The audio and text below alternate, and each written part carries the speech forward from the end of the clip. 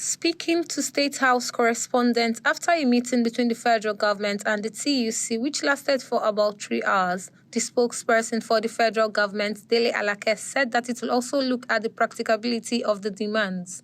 Among things the government is considering is tax holidays for workers. Alake said that most fundamentally, President Bola Tinubu will constitute a tripartite committee to include state and organized labor and the private sector to study the dynamics of the minimum wage augmentation to reach an amicable conclusion. The most important is the minimum wage, that is increase of minimum wage, because when this thing is removed, the argument of labor is that there is an immediate impact on the workers, on the purchasing power, because price of fuel has gone up.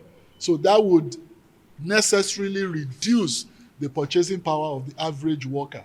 So the next thing of immediate consequence is to increase the purchasing power of the worker. And so that, to me and to all of us on this side, is the topmost priority on the list. There are other things like the tax holidays, which will be some categories of workers will be beneficiaries.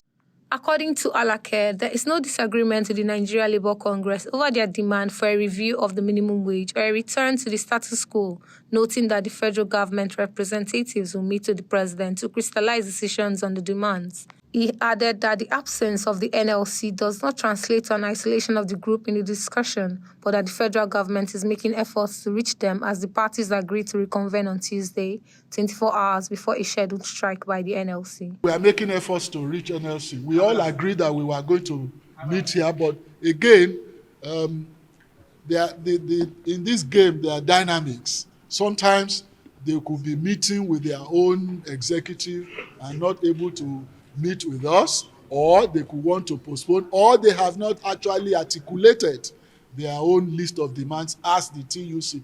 But we cannot second guess why they're not here. But efforts are being made to reach them. Meanwhile, the TUC has maintained that the federal government, in the interest of social dialogue, revert the price of fuel while discussions continue. When they presented the items to us on Wednesday, we told them that we're going back to our principals. So that they also need to touch base with Mr. President so that we will convene this meeting again on Tuesday. So we've, and topmost in our demand was clearly stated as well that for utmost good faith and in the interest of social dialogue, that they should revert back the pump price while discussion continues. Tessie Otung reporting for Global TV.